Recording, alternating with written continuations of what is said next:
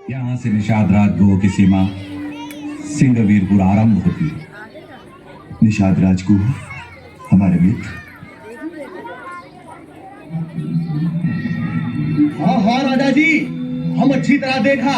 अयोध्या नरेश की सूर्य पताका फहराए रही है रथ पर, और उस रथ में बैठे हैं 2 धनुषधारी जवान, साथ में एक स्त्री एक रथवान।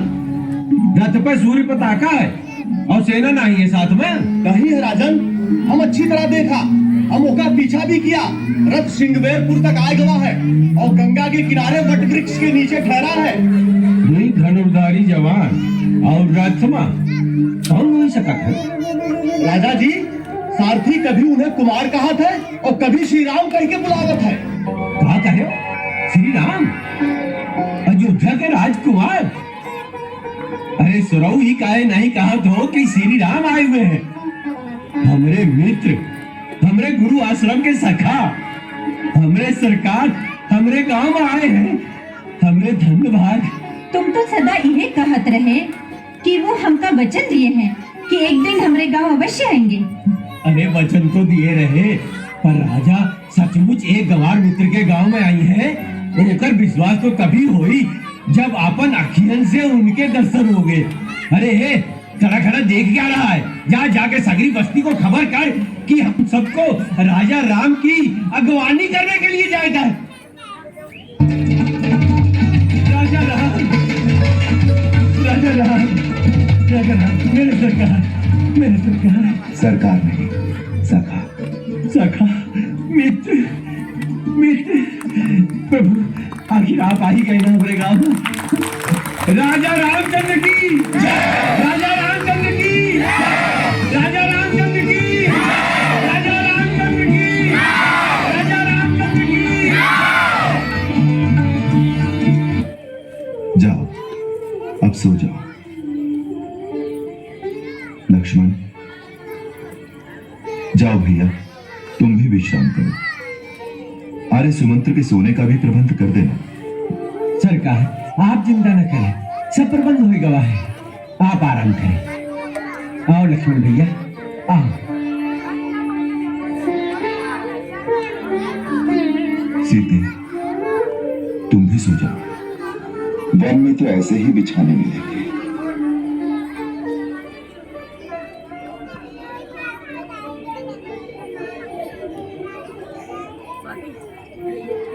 आओ लक्ष्मण भैया, आपके लिए भी बिछौना तैयार है और आर्य सुमंत्र के लिए भी व्यवस्था कर दी गई है। नहीं निषाद राज, हम नहीं सोएंगे। हम भैया के पहरेदार हैं। तो कहा आप सोओगे ही नहीं? नहीं, माता ने कहा था भैया सो जाएं तो पहरा देना। धन्य है लक्ष्मण जी। भाई से भाई के प्रेम की ऐसी उपमा संसार में दूसरी कौनो नहीं हो सकत है। धन्य हो तुम, और धन्य है तुम्हार माता कि जिसने तुम्हारे जैसे कर्मवीर पुत्र को जन्म दिया।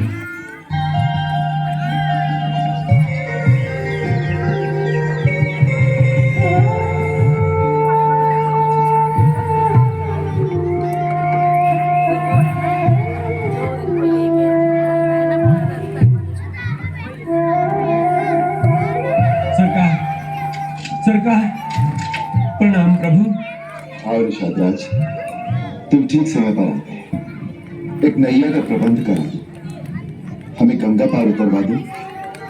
तुम्हारी बहुत कृपा होगी। नहीं प्रभु, स्वामी सेवक के आगे हाथ जोड़े, ऐसे सेवक का पाप लगत है। हम आपकी हर आज्ञा का पालन करेंगे। आप निश्चिंत रहें। नौका का प्रबंध हो जाए, मैं अभी जाता हूँ।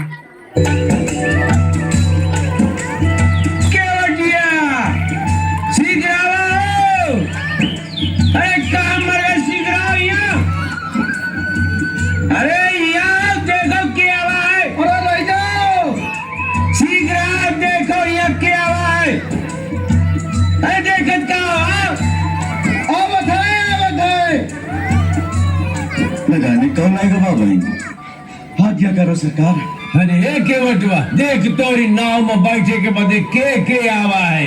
अयोध्या के राजा राम, भैया लक्ष्मण और मैया सीता देवी गंगा पार उतार दियो हमका। तो ये है राजा रामचंद्र। तुहार जय जयकार बनल रहे भैया। जय हो लक्ष्मण भैया, जय हो सीता मैया, जय हो। भैया केवल अपनी नाव को थोड़ा किनारे पर ले लो, जिससे देवी सीता उसमें सुगमता से चढ़ सके। अरे ये कैसे हो सकत है? क्यों? अरे आपके पार कराई दे और स्वयं बीच मझधार में डूब जाए। क्या तुम्हारी नाव हमारा भार नहीं सहन कर सकेगी? अरे भार तो तब सहन करेगी जब इस नाव नाव रह जाए। अर्थात हम समझे नहीं। ऐसा नादान न बनो कृपा निधान।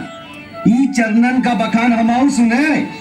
इन्हीं चरणन की रज से पत्थर की शिला सुंदर नारी बन गई। इन्हीं चरणों के जादू टोना से हमरी काठ की नैया न जाने कहां से कहां बन जाए।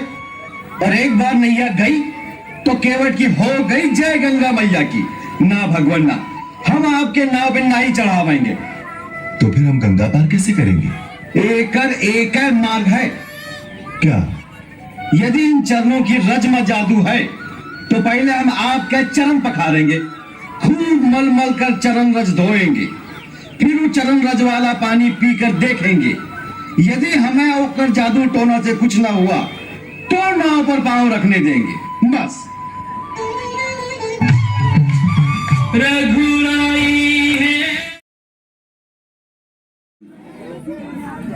आपके आभूषण कहाँ है? तो पूरा राजमहल इतना सुनना क्यों हो गया है? बताओ माता, कहाँ है पिताश्री? पुत्र, संसार में जो जन्म लेता है एक न एक दिन उसे संसार का त्याग भी करना पड़ता है। प्राण त्याग करने के बाद जो गति धर्मात्मा पुरुषों की होती है, जो परम धाम में मिलता है, तुम्हारे पिता भी उसी परम धाम को सिधार के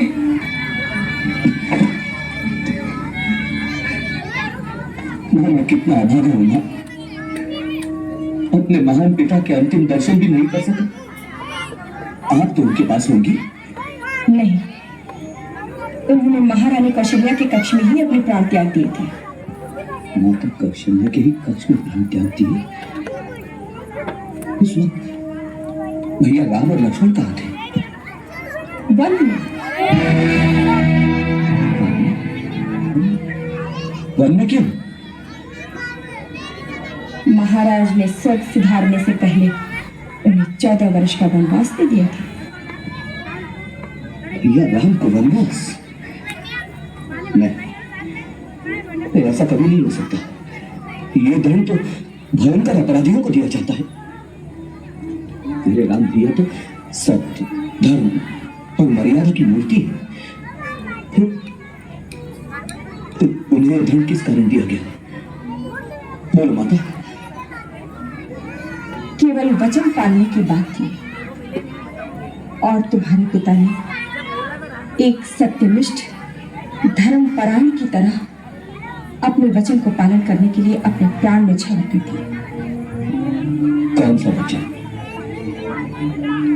किसे दिया था उन्होंने ये वचन? मुझे। क्या वचन दिया था उन्होंने आपको? मैंने ही महाराज से 2 वचन मांगे थे। महाराज ने मुझे 2 वर दिए थे। कहा था जब जी चाहे मांग लेना। मैंने महाराज से अपने दोनों वर मांग लिए। तेरे लिए अयोध्या का राज्य और राम के लिए 14 वर्ष का वनवास।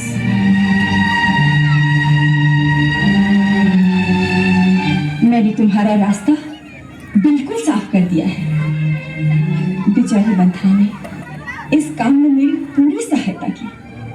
उसी ने ये रास्ता सुझाया, उसने मेरी आंखें खोली और मैंने सारी बातें संभाली। राम के साथ सीता और लक्ष्मण बिना किसी आपत्ति के वन चले गए।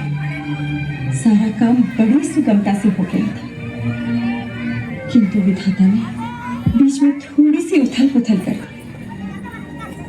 महाराज राम के विछोह में स्वर्ग सिधार गए। मेरी तरफ ऐसे क्यों देख रहे हो? मैंने जो कुछ भी किया है तुम्हारे भले के लिए ही तो किया है। तूने मेरा भला नहीं किया है, तूने मेरा सर्वनाश कर दिया। इस कुकर्म से तूने मुझे रघुकुल का सबसे कलंकित पुरुष बना दिया। आज के बाद तू मेरी माता नहीं। मुझे जन्म जन्मांतर तक नर्क में रहना स्वीकार है, लेकिन तुझे अपनी माता कहना स्वीकार नहीं। यदि मेरी आवाज इस लोक से परलोक तक पहुंचती हो तो पिताश्री आप भी सुन ले। आज आपके इस अभागे बेटे भरत ने कैकई का त्याग कर दिया, और पिताश्री आप मुझे आशीर्वाद दें कि आपकी इच्छा अनुसार श्री राम को वन से लाकर अयोध्या के राज सिंहासन पर बिठा सके। महारानी कैकई, यदि तुम स्त्री न होती तो तुम्हारे इस दुष्कर्म के लिए मैं आज अपने इन हाथों से तुम्हारे टुकड़े टुकड़े कर देता। पाप की ऐसी जीवंत मूर्ति को जीवित रहना देना भी पाप है, परंतु ऐसा करने से कहीं मेरे राम भैया मेरा परित्याग न कर दे, इसलिए दोष। लेकिन आज के बाद मैं तुम्हारा ये कलंकित मुंह कभी नहीं देखूंगा, कभी नहीं देखूंगा।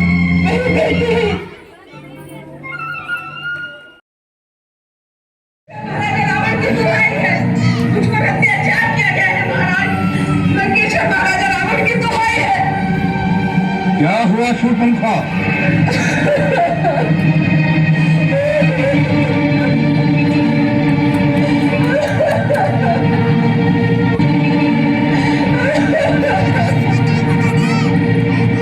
ये कैसी गति बना रखी है? तुम्हारी नाक पर ये घाव कैसा?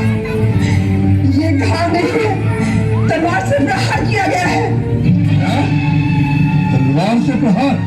हाँ भैया, ये शूर्पणखा की नाक नहीं कटी है, ये लंकेश्वर महाराजा रावण की नाक काटी गई है। हाँ भैया, वो है तो मानव ही, लेकिन कोई अलौकिक मानव दिखता है। उसका छोटा भाई भी साथ है। दोनों के रूप में ऐसी मूर्ति है कि एक बार देख लो तो दृष्टि हटाने को जी नहीं चाहता। उनके साथ एक स्त्री भी है, जिसके रूप को एक बार देख लो तो काम में एक दिन नहीं हो जाए। कोई देवांगना, अप्सरा, गंधर्व, किन्नर अथवा नाग कन्या भी उसकी सुंदरता को जीत नहीं सकती। जब मैंने उस स्त्री को देखा तो मैंने सोचा, जिस प्रकार संसार की हर उत्तम वस्तु महाराजा रावण के पास है, उसी प्रकार इस नारी को भी लंकेश्वर के राजमहल की शोभा होना चाहिए। यह सोचकर ही मैं उस नारी को आपके लिए उठाने गई कि दोनों भाइयों ने मुझ पर आक्रमण करके मेरी ये दुर्दशा कर दी। जब मैंने कहा कि मैं लंकापति रावण की बहन हूँ, मेरी हंसी उड़ाई गई। इतना ही नहीं, मेरे नाक को काटकर आपको चुनौती भेजी है और कहा है कि जाकर अपने भाई से कह दो कि अपनी वीरता पर इतना अभिमान है तो स्वयं आकर ले जाए सुंदरी को, नहीं तो अपनी नकली बहन के आंचल में मुंह छुपाकर लंका से भी भाग जाए। बस करो शूर्पणखा, अगर आप में आत्मसम्मान की भावना है तो आज ही उस स्त्री को छीन कर उसे ले आइए और उन दोनों मानवों को मेरे हवाले कर दीजिए, ताकि मैं उन दोनों को अपनी इच्छा अनुसार दंड दूं। तभी मेरे इस सम्मान का बदला पूरा होगा।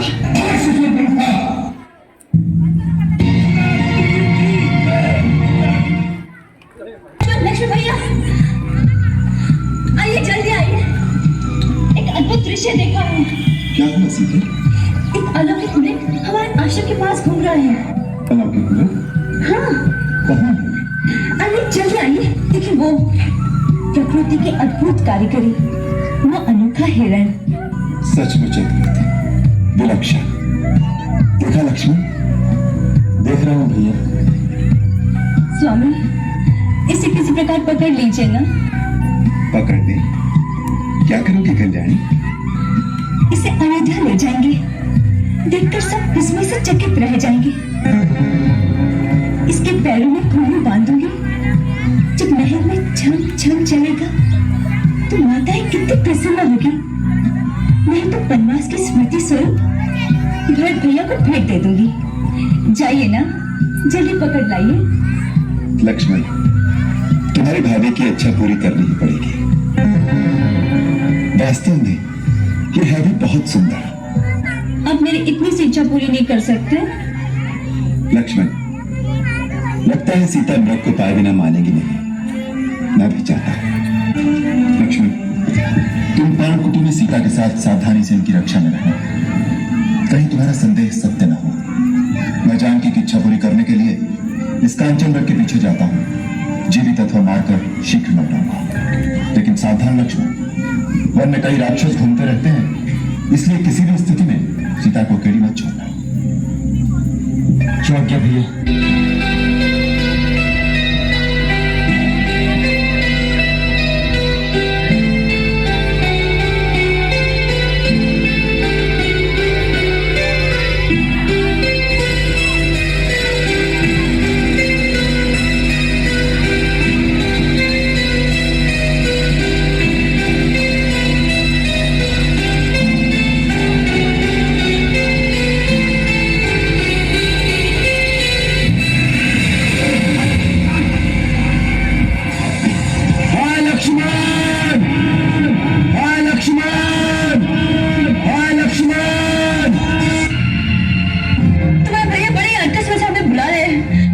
अवश्य किसी संकट में फंस गए होंगे। उनकी आवाज में कितनी करुणा है। लगता है बहुत सारे राक्षसों ने उन्हें घेर लिया होगा। लक्ष्मण, तुमने मेरी समीर की पुकार सुन है भाभी। तुम मेरे पे खड़े हो। जाओ लक्ष्मण, जाओ, जाके उनको बचाओ। लक्ष्मण, क्या हुआ? तुम जाते क्यों नहीं? क्योंकि मैं जानता हूँ तुम किसी संकट में फंस नहीं सकती। आपके स्वामी को देव, असुर, नाग, दानव कोई परास्त नहीं कर सकता। ये कदाचित भैया की आवाज नहीं है, ये कोई धोखा है। आप इतनी अधीर ना हो भाभी, धीरज रखिए। जिसका पति संकट में हो और सहायता के लिए पुकार रहा हो, उसको तुम धीरज रखने की बात सिखा रहे हो। लक्ष्मण, क्या तुम राक्षसों के डर के मारे अपने प्राण बचाने के लिए नहीं जा रहे? मैंने तुम्हें इतना काल कभी नहीं समझा था। अपने भाई के सामने धनुष उठाकर अपनी वीरता के डींगे मारते रहते हो, और आज सचमुच वीरता दिखाने का अवसर आया। तुम डरे बुरे चोर की बातें अपने मुंह से निकालना नहीं चाहते। आप ऐसी बातें नहीं कीजिए। आप नहीं जानती आप क्या कह रहे हो। मैं अच्छी तरह जानती हूँ तुम्हें। जिस भाई ने तुम्हें अपने पुत्र की भांति पाला है, और जब उनके प्राण संकट में आ गए तो तुम डर के मारे अपनी भाभी के आंचल में आकर छुप गए। क्या इसी से यही तुम्हारा कर्तव्य है? मेरा एक ही कर्तव्य है, अपने बड़े भाई श्री राम की आज्ञा का पालन करना। और वो मुझे कहता है कि मैं आपकी रक्षा के लिए यही रहूं, इसलिए मैं आपको किसी भी स्थिति में अकेला छोड़कर नहीं जा सकता। मेरी रक्षा, जिसके लिए मैं सारे धर्म से त्याग कर इस वन में रहने आई हूँ, जिसके बगैर मैं एक पल भी जीवित नहीं रह सकती। और जब उनके प्राण संकट में आ गए तो मेरी रक्षा करने से क्या लाभ? लक्ष्मण, मैं तुम्हें समझ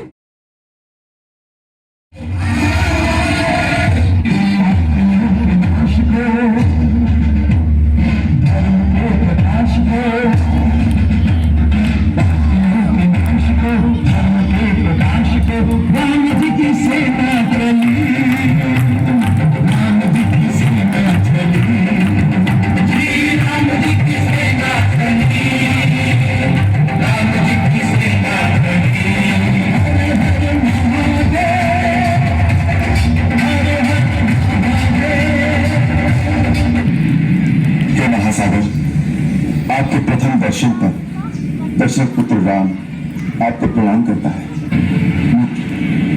आपने लंका की सेना और रावण की शक्ति का विस्तार पूर्वक वर्णन कर दिया है।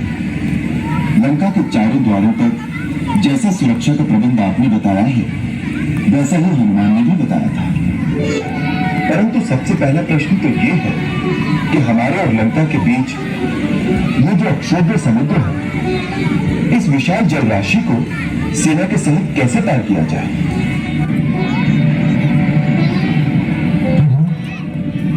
इसका एक उपाय मेरी समझ में आया है। क्या? आप समुद्र से रास्ता मांगिए।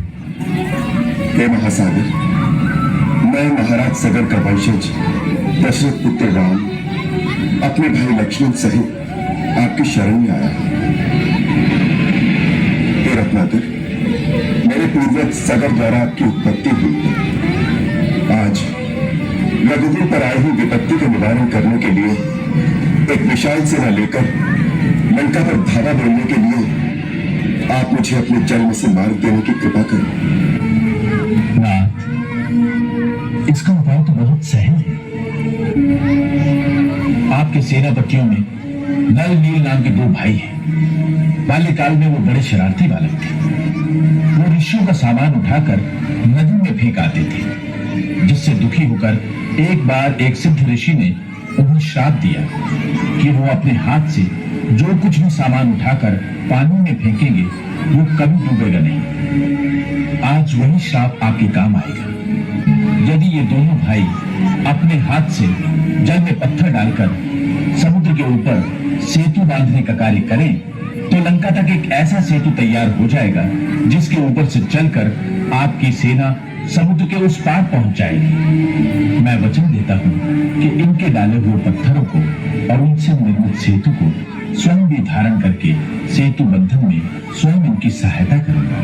इस प्रकार समुद्र को बांधने से तीनों लोकों में आपका सुयश गाया जाएगा।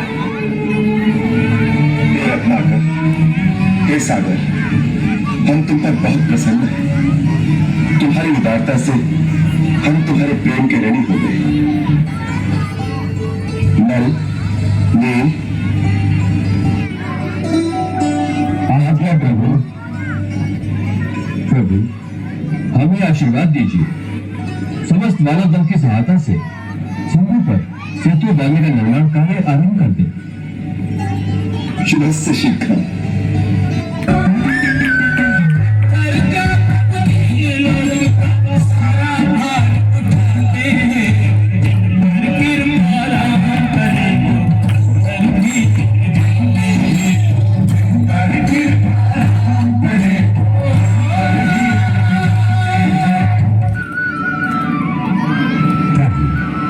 आपके आराध्य देव की कृपा से और आपके आशीर्वाद से समुद्र के ऊपर 100 योजन की सेतु का निर्माण कार्य सफलता से पूर्ण हो गया है। हे शंकर, मेरे प्रभु, मेरे इष्ट देव, आपकी असीम अनुकंपा से ही असंभव दिखने वाला कार्य इतनी सहजता से संभव हो गया। उनके चरणों में राम का कोटि कोटि प्रणाम स्वीकार। मेरी एक और विनती स्वीकार करो भोलेनाथ। मेरे समस्त अनुयायियों को अपनी भक्ति प्रदान करो। आपकी भक्ति से विमुख होकर जो मेरे पास आए उसे मेरी सेवा का कोई फल प्राप्त न।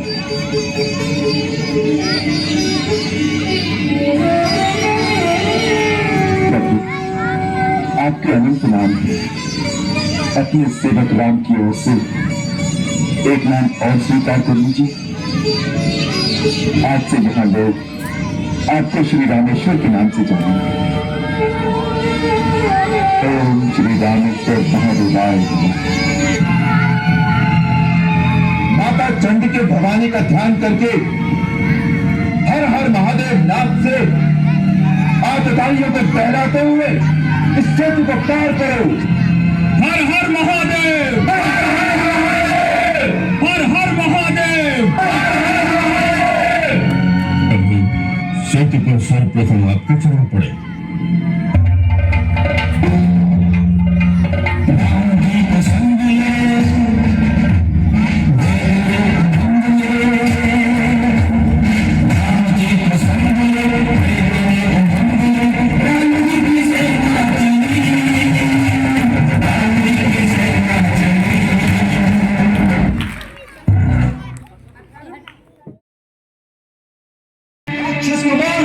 मैं तुम्हें युद्ध के लिए ललकारता हूं। अपने अस्त्र उठाकर चल जानो जाओ। अवश्य लक्ष्मण, तुम 2 दिन से मेरे हाथों मरते मरते बच रहे हो, परंतु आज तुम यहां से जीवित लौट कर नहीं जाओगे।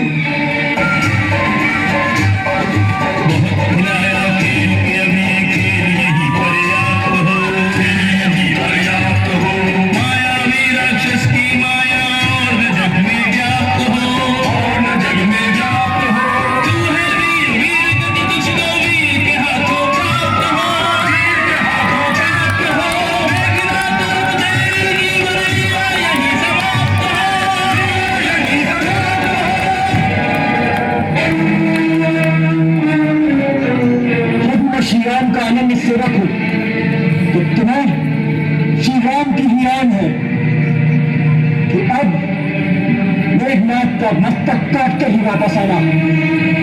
लक्ष्मण, यदि तुझे श्री राम की आन है तो इंद्रजीत को अपने देश की आन है।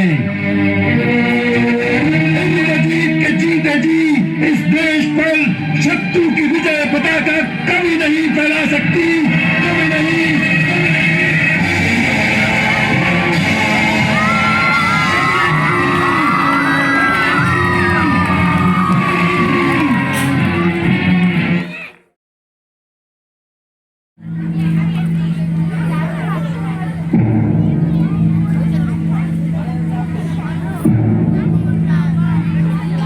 रावण के सामने आए हो तो शीश झुका कराओ।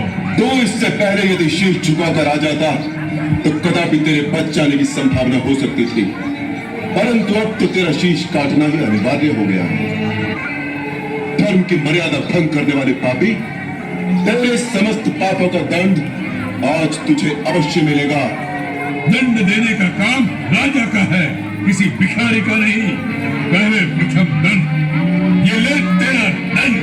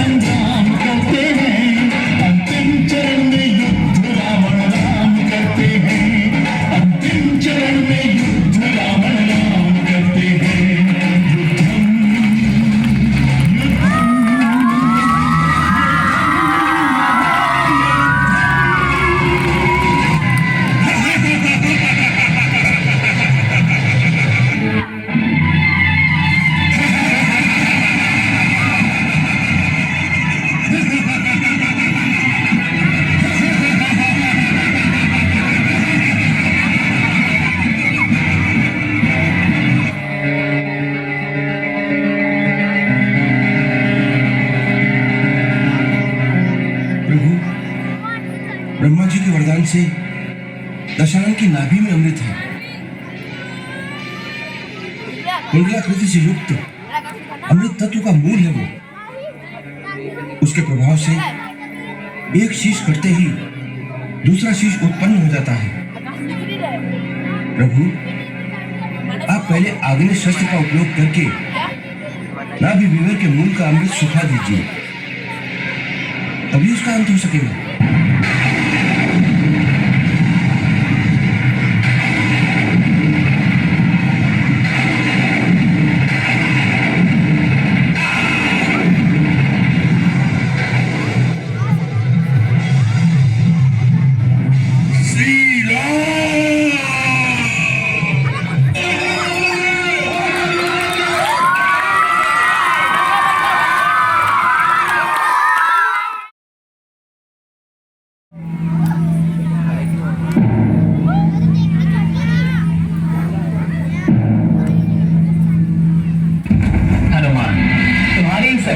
के कारण ही तो तुम्हें धन्यवाद कहने के लिए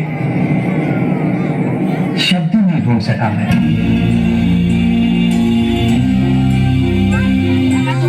इन शब्दों से तुम्हारे प्रति अपनी कृतज्ञता व्यक्त करो हनुमान।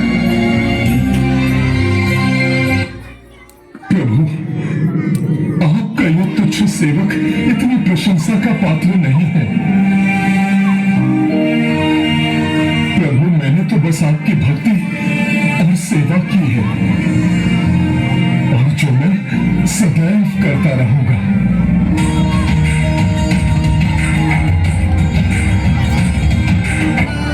हनुमान, तुम्हारे निस्वार्थ भाव और सच्ची भक्ति के कारण ही तुम मुझसे जुड़े हो। मुझे समझ में नहीं आ रहा इसके लिए क्या दूं तुम्हें, क्या दूं हनुमान?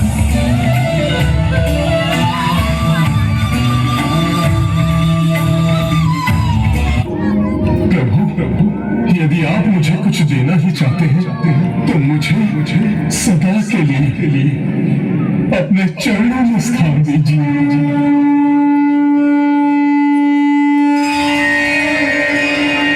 मैं धन्य हूं हनुमान कि तुम मेरे चरणों के समीप हो। मैं तुम्हें वरदान देता हूं, जिस प्रकार तुमने मेरे और मेरी संपूर्ण सेना के संकट हरे, उसी प्रकार तुम सभी के संकट हरोगी, सभी के संकट हरोगी, सभी के संकट हरोगी।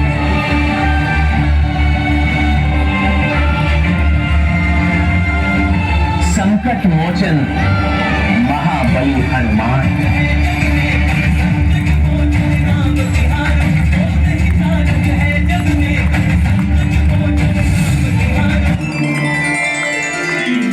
प्रभु और मेरी सेवा के लिए हनुमान को मात्र इतना ही प्राप्त हो, ये उचित नहीं। पुत्र हनुमान, प्रभु श्री राम की चरण रज के पुत्र सदा से अधिकारी रहे हूँ, परंतु मुझे लगता है कि प्रभु श्री राम द्वारा मुझे दिया गया ये दिव्य मोती उससे कंठहार किए भी तुम्हें उचित अधिकारी है। मैं तुम्हें ये भेंट करना चाहती हूँ पुत्र।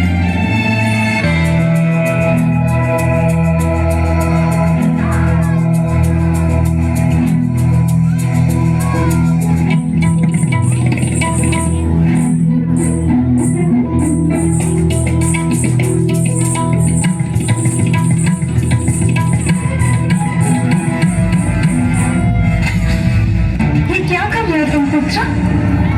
इतने अनमोल कंठहार को इस प्रकार खंडित क्यों कर दिया तुमने?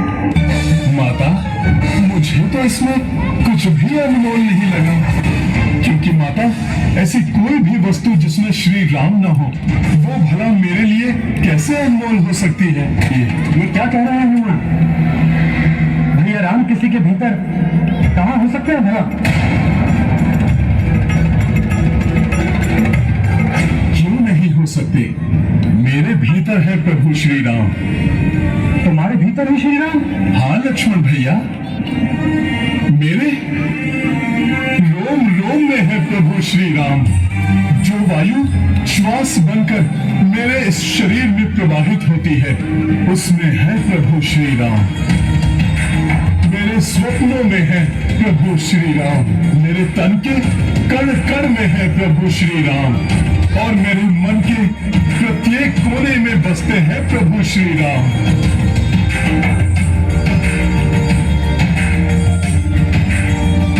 भावावेश में कहा गया कथन सत्य से कहीं दूर है हनुमान।